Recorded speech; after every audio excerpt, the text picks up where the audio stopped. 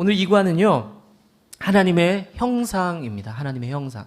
지난주에 우리가 하나님의 창조에 대한 이야기를 나눴죠. 그거에 대해서 조금 연장할게요. 이제 하나님의 형상에 대한 이야기, 사람에 대한 이야기를 좀 나눠보도록 하겠습니다. 여러분들 어릴 적에 남자분들은 특히 장난감을 조립해 본 적이 있는지 모르겠어요. 로봇이 됐든 아니면 뭐 저 어릴 때는 그걸 뭐라 그러죠? 고무동력기, 행글라이더라는 표현도 썼는데 이렇게 비행기 모양을 만들어서 이렇게 고무로 이렇게 한 다음에 프로펠러 돌려서 날리는 것들을 만들기도 했고요. 특히 남자 아이들이 좀 그런 거를 만드는 걸 좋아하죠. 저도 어릴 적에 로봇 용돈만 받으면 저기 가서 로봇 사서 만들기도 하고 총을 사서 조립을 하기도 하고 뭐 그랬던 기억이 납니다. 근데 그 제 기억에 100원, 200원짜리 로봇은요, 플라스틱 그 조각이 있잖아요. 그거는 설명서가 필요 없었어요. 그냥 팔, 다리 딱 눈에 보면 그냥 눈에 보이잖아요. 뚝 뜯어서 붙이면 팔이 되고 붙이면 다리가 되고 합치면 몸통이 되고 뭐 이런 게 있었습니다. 그런데 이게 단가가 올라가잖아요. 예를 들면 로봇이 100원, 200원이 아니라 1000원짜리예요. 그러면 이게 좀 복잡해집니다. 혹시 남자분들은 기억이 있으세요? 너무 부속이 많아져요. 쪼각쪼각 많아지고 관절이 많아지고 머리만 있는 게 아니라 목 관절도 있고 많아집니다. 그러면 그때부터 필요한 게 뭡니까? 설명서가 필요해요. 자, A와 B를 붙이시오. 그러면 팔이 됩니다. C와 D를 붙이면 관절이 됩니다. 그걸 보면서 따라하다 보면은 멋있는 로봇이 된단 말이죠. 우리가 로봇을 이렇게 만들었던 기억을 되새겨 볼 때에 제가 그런 생각이 들었습니다. 만약에 인생의 설명서가 있다면 얼마나 좋을까? 진짜 좋겠죠. 아, 이렇게 하면 당신 인생이 괜찮아질 거예요. 저렇게 하면 괜찮아질 거예요. 그런 설명서가 있다면 얼마나 좋을까? 근데 많은 사람들이 그 설명서가 이거다 저거다라고 이야기를 해요. 이거면 돼 저거면 돼라고 이야기를 합니다. 뭐가 있을까요? 우리 인생 설명서는 이겁니다. 돈만 있으면 돼.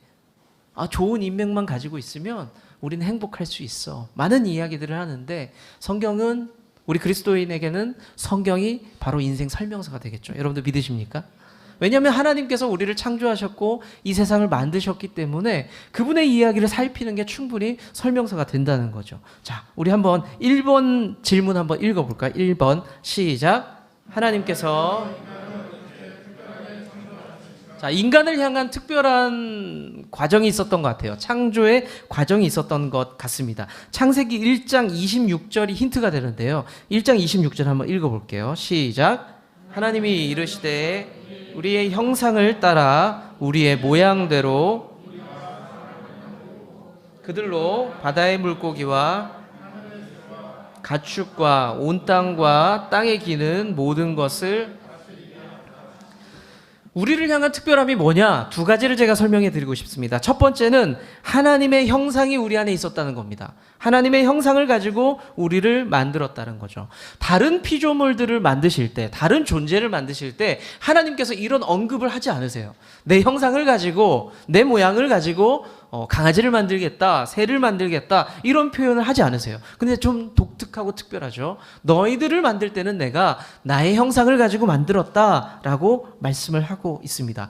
두 번째는 뭐냐면 우리에게 독특한 책임과 사명을 주세요. 그게 뭐냐면 모든 것을 다스려라 라는 사명을 주십니다.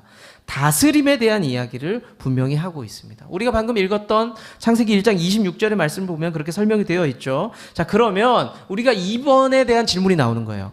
우리를 지으실 때 하나님께서 하나님의 형상대로 만드셨다라고 하는데 그 하나님의 형상이 뭐냐?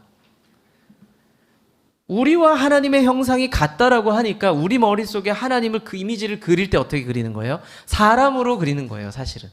이 느낌 때문에, 하나님의 형상이 나와 같다라는 생각 때문에 우리가 사람의 모습으로 하나님을 설명합니다. 자, 근데 하나님의 형상이 뭐냐? 성경이 말씀하시는 몇 가지가 있어요. 첫 번째는 뭐냐면 성품이에요. 뭐 성격이라고 표현해도 되고 성질이라고 표현해도 좋을 것 같아요. 성품이에요, 성품. 자, 사무엘상 15장 35절의 말씀을 보시면요, 하나님께서, 사실은 인간들이 원해서 세웠지만 하나님께서 세운 첫 번째 왕이 있었죠. 사울이었어요. 그 사울 왕이 세워졌는데 이 사울 왕이 월권을 하죠. 제사장이 해야 될 일을 자기가 하기도 하고, 전쟁을 치르고 나면은 이거 하지 마라고 하나님이 말씀하셨는데 그걸 해요. 사울이 합니다. 그러니까 하나님께서 화가 나셨어요. 그러면서 어떤 마음을 품으셨냐면 슬퍼하셨다. 내가 저 왕을 세운 것을 슬퍼하고 후회하셨다라고 기록을 하고 있습니다. 그리고 밑에 성경 여러분들 유인물에 나올 거예요. 에스겔서 말씀을 보면은 하나님께서 몹시 화내는 장면도 나옵니다. 슬퍼하고 후회하고 화내고, 스바냐 3장 17절의 말씀을 보시면 우리 인간들을 향해서 하나님께서 이런 마음도 품으세요. 내가 너희를 보니까 너무너무 기뻐서 그 기쁨을 이기지를 못하겠다라는 표현도 나옵니다. 기뻐하세요. 자, 여러분들은 기쁠 때 있으세요? 너무 우울해지잖아요, 이러면. 기쁠 때 있으시죠? 네, 있죠. 화가 날 때 있죠. 후회할 때도 있습니다. 우리가 가지고 있는 이런 속성들이 어디서 나왔다? 하나님의 형상 안에서 나왔다. 성경은 분명히 하나님을 그렇게 설명하고 있습니다. 두 번째는 뭐냐면, 하나님의 형상의 두 번째는 뭐냐면, 하나님은 우리가, 자, 여러분들 한번 맞춰보세요. 하나님은 땡땡이시다. 뭘 붙여볼 수 있겠어요? 뭐 많이 있을 것 같긴 하네요. 하나님은 땡땡이다. 뭐 꼭 두 글자는 아니에요. 뭐다? 네, 큰 소리로 해주셔도 됩니다. 하나님은 사랑이다. 저 입 모양만 보고 맞춘 거예요, 집사님 방금. 하나님은 사랑이다. 또 네? 그쵸? 뭐라고요? 하나님은 기쁨이다. 좀 전에 응용을 잘했네요. 좋아요. 하나님은 영이시다도 알죠. 우리 잘 알고 있잖아요. 그래서 하나님은 영이세요. 그러면 하나님만 영이냐? 아니다. 너희들 안에 하나님의 이미지, 하나님의 형상이 있다. 너희들도 영적인 존재다라고 성경은 말씀하시는데 어디에 있느냐? 여러분들 그 장례식장에 보면 이 구절이 많이 나와요. 인간의 육신의 장막은 허물어지나 뭐 이런 표현들 들어보셨죠? 이 육적인 존재, 인간을 향해서 너희들은 껍데기, 육적인 존재가 있다라고 표현을 하는데 그 다음에 뭐라고 설명이 되어 있냐면 하나님께서 지으신 집은이라고 나와요. 하나님께서 지으신 집. 껍데기가 아니에요. 하나님께서 지으신 그 영적인 우리의 속성을 이야기합니다. 그래서 우리를 향해서 너희들은 나를 닮았어. 어떤 면에서 너희들은 영적인 존재야. 육신을 입고 있지만 영적인 존재란다 라고 설명을 하고 있습니다. 여러분들 교회 안 다니는 사람들도 잘 알고 있는 교회 노래가 있어요. 심지어는 이게 제가 옛날 친구들 있죠. 초등학교, 중학교 친구들이랑 모임이 있어서 그 맥주집 있잖아요. 맥주 가게, 맥주 마시는데 거길 갔는데 거기서도 이 노래가 나오더라고요. 깜짝 놀랐어요. 이 노래가 그 당시에는 좀 히트를 치고 있었어요. 그게 뭐였냐면, 여러분들 좀 지금 생각하면 좀 이상하긴 한데 맥주집에서 당신은 사랑받기 위해 이거를 가수들이 부르는 버전으로 막 나오더라고요. 그래서 저 노래가 참 유행하긴 했구나 그 생각을 했는데, 여하튼 우리가 축복을 해줄 때 상대방을 향해서 두 손을 뻗어서 당신은 사랑받기 위해 태어난 사람 이렇게 얘기하잖아요. 자, 한번 생각해 보자고요. 왜 우리 눈앞에 있는 사람은 나는 사랑받기 위해 태어났을까요? 나는 왜 사랑받아야 돼요, 마땅히? 그것도 참 당연한 걸 왜 묻나 싶죠. 근데 이게 좀 의문이 돼요, 사실은. 왜 내가 사랑받기 합당하지? 도덕적으로는 그게 맞잖아요. 가치가 있기 때문에 당신은 사랑받기 합당해요. 뭐 이런 얘기 할 수 있잖아요. 너 왜일까라는 질문. 근데 예수님이 먼저 그 말씀하셨어요. 세 계명을 너희에게 주노니 너희는 서로 사랑하라. 그래야 너희가 내 제자인 줄 알 것이다. 라는 말씀을 하셨거든요. 예수님 말씀하셨으니까 지키면 되는 거 아니에요? 근데 또 생각해 봐야 돼요. 그래도 사랑받을 만한 이유가 있어서 주님께서 말씀하지 않았을까라는 생각을 해볼 필요가 있습니다. 그게 뭐냐면, 저는 두 가지로 설명을 해드릴게요. 첫 번째는 하나님이 사랑하시기 때문에요. 하나님이 사랑하시기 때문에. 자, 제가 봤을 때에 준서를 하나님이 사랑하세요. 이거는 사실이고 진짜입니다. 하나님께서 준서를 사랑하세요. 근데 제가 준서를 막 미워해요. 불편해해요. 자, 이게 옳아요, 틀려요? 하나님이 좋다는데, 하나님이 사랑하시겠다는데 제가 뭐라고 준서를 미워합니까? 아니에요.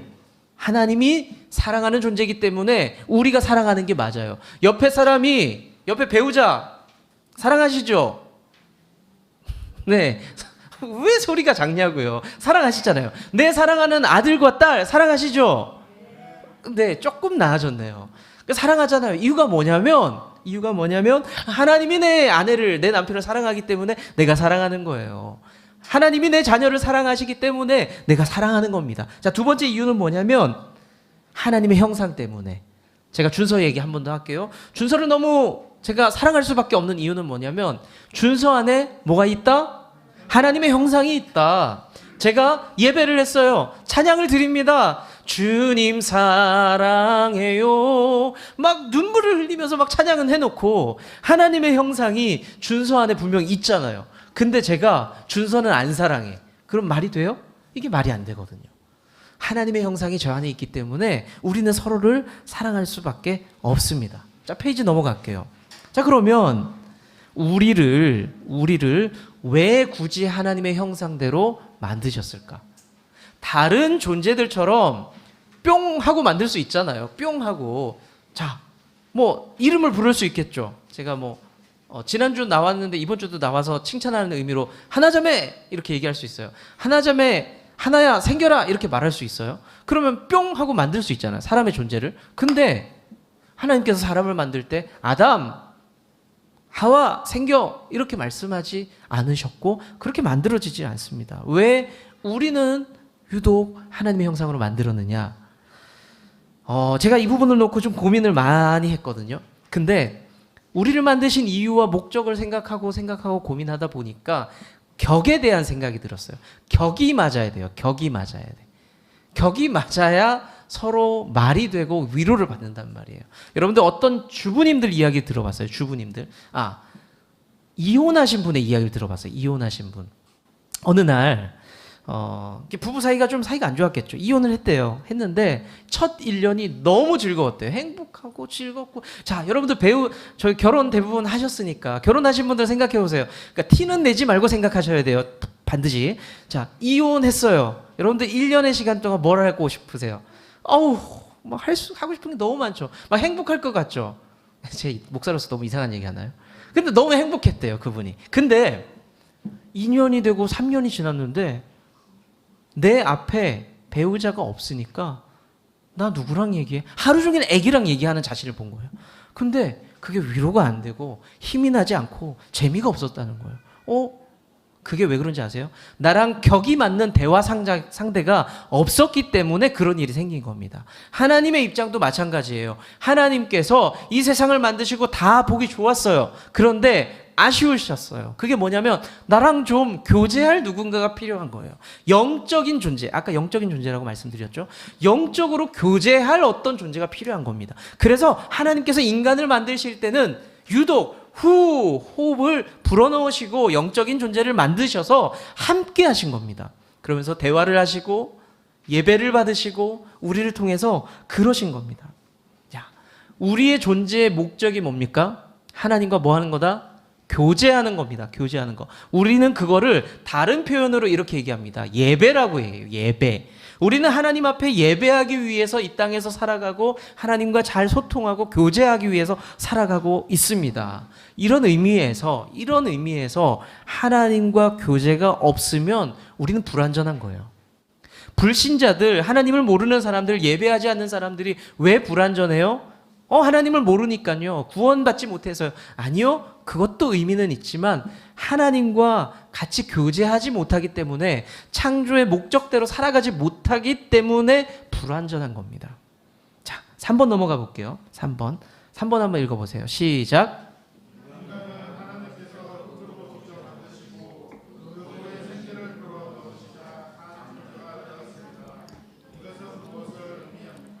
하나님께서 인간을 만드신 창조의 과정을 보면서 우리가 깨달을 수 있는 게 뭐냐는 겁니다. 첫 번째는 뭐냐면 우리의 본질은 흙이다.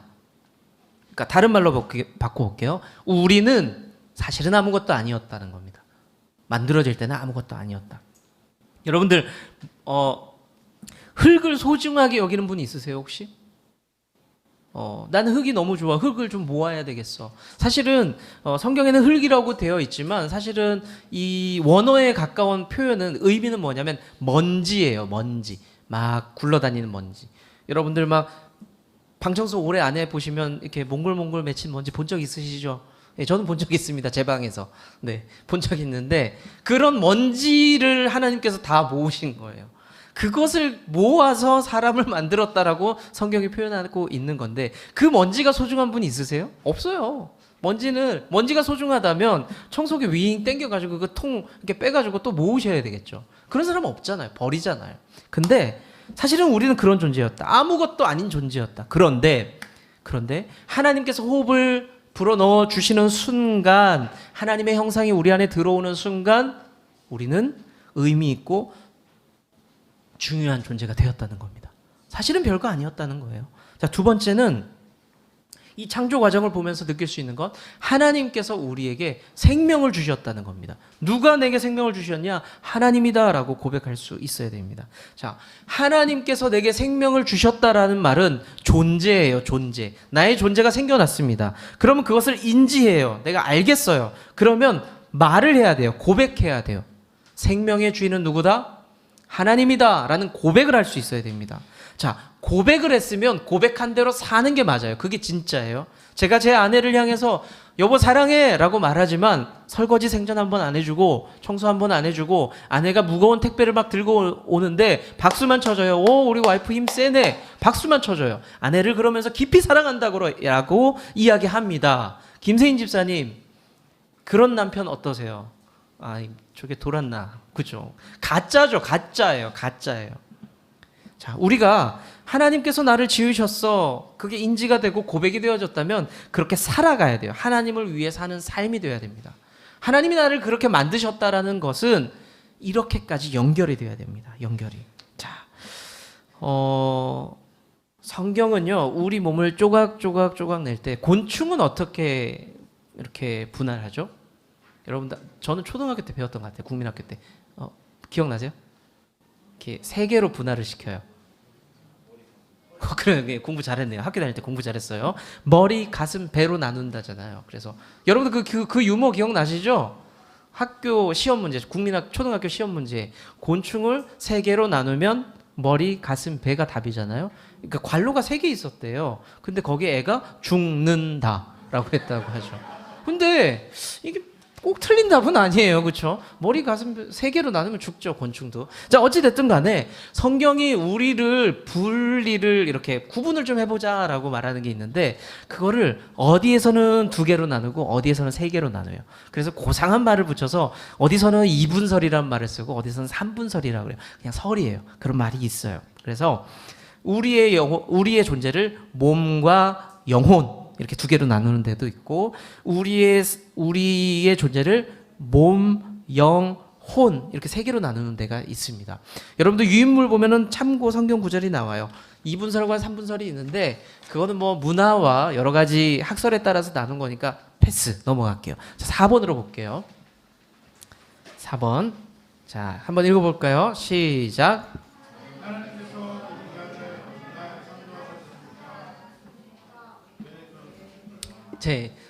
여섯째 날에 만드셨죠? 하나님께서 우리를 여섯째 날에 만드셨는데 왜가 또 문제예요. 왜? 굳이 인간을 마지막 날에 만드시고 그런 이유가 뭐냐? 우리 힌트 한번 볼까요? 창세기 1장 31절 밑에 나오죠? 읽어볼게요. 시작.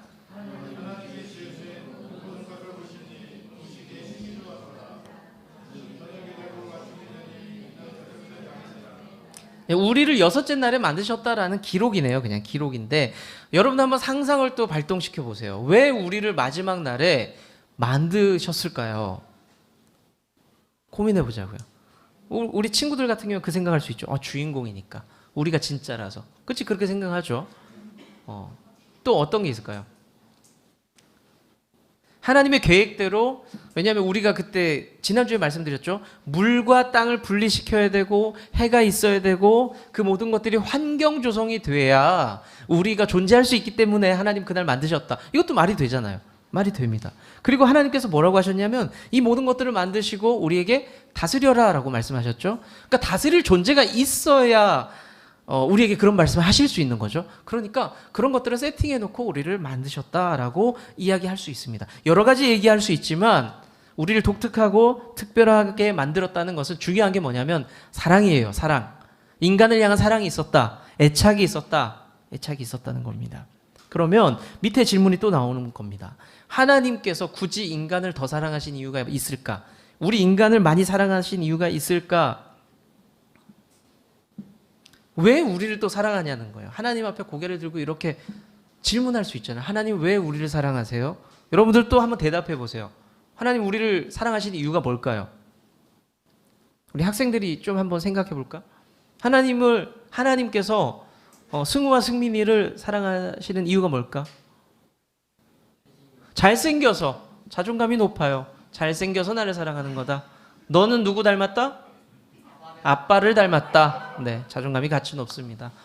은송이는 하나님께서 은송이를 왜 사랑하는 것 같아? 완벽해서. 우리 애들 왜 이러지? 자존감이 너무 높네요. 너의 완벽함은 누구를 닮은 거니? 엄빠야? 아니야, 내가 완벽한 거다. 엄마 아빠는 아니다. 좋습니다. 뒤에 엄마가 슬퍼하는 눈빛으로. 좋습니다. 하나님께서 우리를 사랑하시는 이유가 분명히 있을 건데 그게 뭐냐면 하나님의 형상이에요. 우리가 하나님을 닮았기 때문에 사랑하는 겁니다. 승민이는 자존감이 엄청 높지만 사실은 승우와 승민이를 봤을 때에 저는 조금 미안했어요. 날 닮아서. 인간적으로는 미안했어요. 좀 아쉬운 거죠. 얘를 봤을 때 저거 날 닮아서 좀 아쉬운데 이런 게 좀 있었거든요. 근데 사람 감정이 묘해요. 제가 몇 번 말씀드렸지만 승우가 태어났을 때 우리 첫째 아이 손가락을 제가 제일 먼저 봤어요. 제가 이렇게 손가락이 많이 휘었잖아요. 태어날 때부터 휘었다고 했어요. 근데 지금까지도 휘어 있습니다. 승우는 어떨까 하면서 호기심에 아이의 손가락을 펴봤는데 이렇게 생긴 거예요. 이거 별로 웃을 상황이 아니었거든요. 얘는 왜 이러냐 이 생각해야 되는데 그냥 웃었어요. 왜 그럴까요? 날 닮아서. 사람도 그런 마음이에요. 근데 하나님께서 여러분들을 만드시고 저를 만드시고 날 닮아서 어떻다? 사랑한다. 너희들이 날 닮아서 난 너희들이 너무 좋다는 겁니다. 자, 그럼 어떻게까지 사랑하시느냐? 요한복음 3장 16절. 너무 유명하죠? 거기 4번 밑에 있는 말씀이에요. 밑에. 요한복음 3장 16절 읽어볼게요. 시작. 하나님이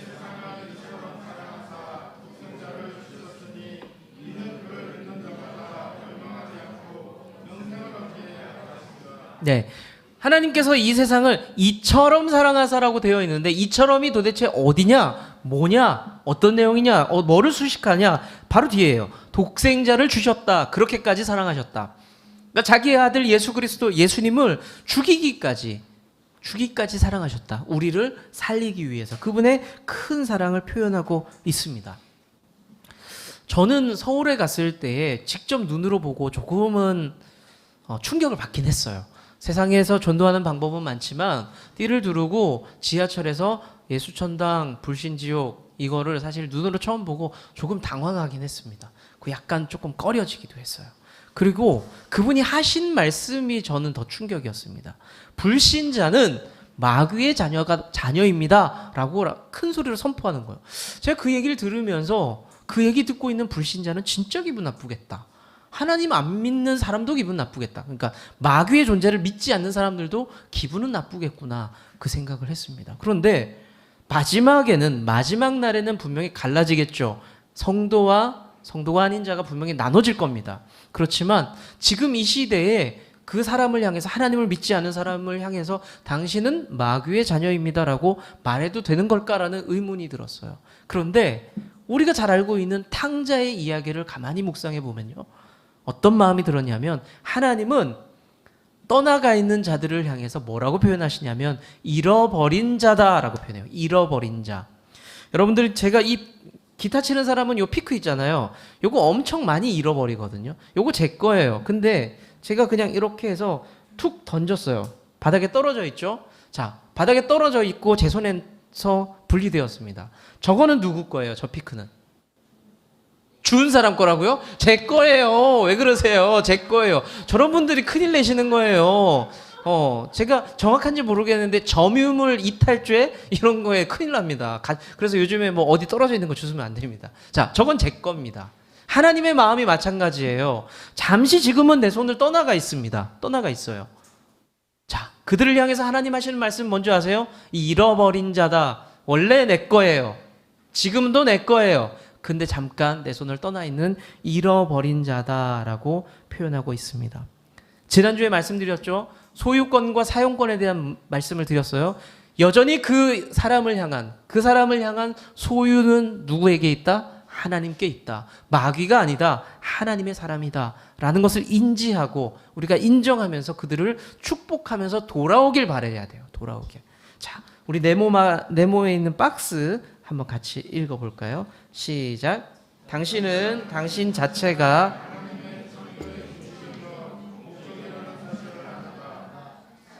참 행복은 가치 있는 것을 소유하는 데 있는 것이 아니라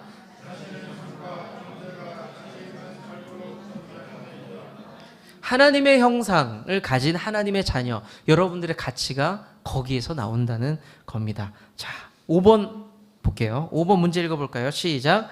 하나님께서 엿새 동안 창조하시고, 자, 일곱째 날에는 일하지 않으셨어요? 노동하지 않으셨어요? 하나님께서 뭐 하셨죠? 안식이죠. 안식. 하나님 안식하셨어요. 그러면 우리가 안식에 대한 여러 가지 말들을 할 수 있지만 좀 의미를 찾아보자고요. 자, 창세기 2장 1절 밑에 보이세요? 창세기 2장 1절. 자, 한번 읽어볼까요? 시작. 천지와 만물이 다 이루어지니라. 요거예요. 안식의 의미는요, 완성이에요. 완성. 여러분들 일 끝나고 나서 쉬잖아요. 하나님께서 이 세상을 만드실 때는 부족하게 만드신 게 아니에요. 완벽하게 만드셨습니다. 옆에 계신 분들 얼굴을 보세요. 완벽한 얼굴입니다. 오, 정말. 왜냐하면 완벽해요. 다만 개성이 다를 뿐이에요. 개성이. 예, 당신은 개성이 있을 뿐이지 뭐 부족한 게 아닙니다. 네. 자, 첫 번째는 안식의 의미는 완성이고요. 두 번째는요, 즐김입니다. 즐김 한번 볼게요. 창세기 2장 2절 한 번만 그 부분 읽어볼게요. 시작. 하나님이 그가 하시던 일을 마치시니 하시던 모든 일을 그치고 일곱째 날에 안식. 안식의 의미를 여러 가지로 설명하는데 저는 이 비유가 너무 마음에 들어요. 안식은 쉬는, 그러니까 누리는 거다. 마음껏 누리는 거다. 작곡자가 곡을 만들 때는 쉬울까요? 어려울까요? 너무 어렵겠죠. 작가가 글을 쓸 때는 쉬울까요? 어려울까요? 너무 어려워요. 제가 첫 번째 책을 쓰고 나서 이런 다짐을 했습니다. 다시는 쓰지 않겠다. 너무 힘들어가지고, 근데 지금 또 다른 걸 또 준비는 하고 있습니다. 근데 너무 힘들어요. 근데 그 책이 나오고 나서, 곡이 나오고 나서 그것을 듣는 작곡가의 심정 생각해 보셨어요? 곡을 들을 때는 어떤 마음일까요? 누리겠죠. 너무 좋다. 너무 좋다. 저도 제 책이 나오고 나서 이렇게 보면서 괜찮네. 이런 생각하는 거. 누리는 거예요. 누리는 거. 하나님 입장에서도 안식하신다는 것은 누린다는 의미입니다. 이 세상을 보면서 즐기시는 거예요. 너무 좋다, 이 세상이. 자, 세 번째는 뭐냐면 안식은 구분이에요. 구분. 선을 긋는 겁니다. 여섯째 날과 마지막 날은 달라라는 겁니다. 다르다. 다 구분을 시켰다는 것은 목적이 있는 거예요. 여섯째 날까지는 열심히 창조 행위를 하셨죠. 근데 마지막 날을 굳이 구분하셨어요. 구분하셨다는 것은 분명히 이유나 목적이 있다는 거죠. 여러분들에게도 주일이라는 것, 하나님의 날이라는 것은, 안식이라는 것은 구분해야 될 날이라는 것을 알려주고 있다는 겁니다. 이 날만은 좀 깊게 하나님을 기억하자. 이 날만은 다른 것을 멈추고 하나님을 좀 더 바라보자. 하나님께서 구분하라고 말씀을 하신 겁니다. 그리고 마지막으로 안식의 마지막은요, 모범입니다. 어떤 모범이냐면 쉼의 모범이에요. 쉬는 것에 대한 모범입니다. 자, 한번 넘겨볼까요? 페이지 넘겨서 이제 출애굽기 20장 11절 볼게요.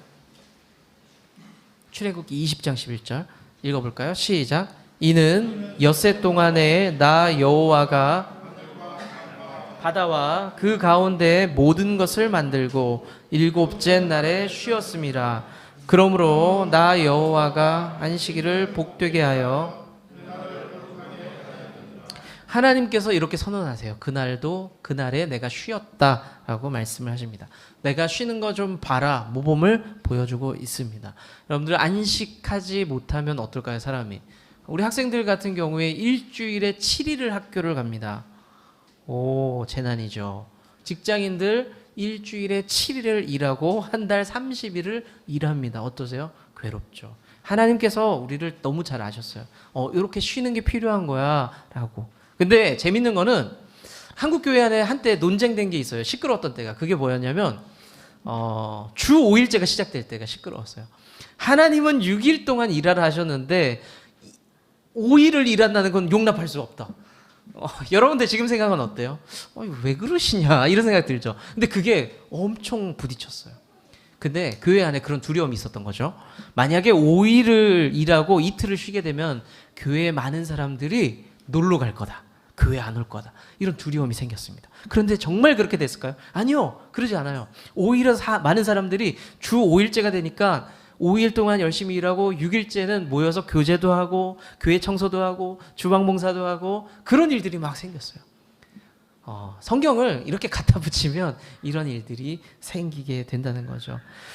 자, 주일 성수 이제 정리해 볼게요. 주일 성수에 대한 이야기. 주일을 거룩하게 지키는 게 뭘까요?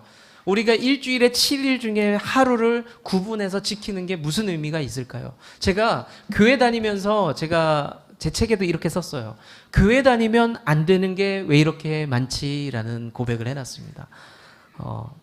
제가 교회 다니면서 정말 힘들었던 게 이거 하지마 저거 하지마였어요. 책에 썼던 내용 조금만 나눠볼게요.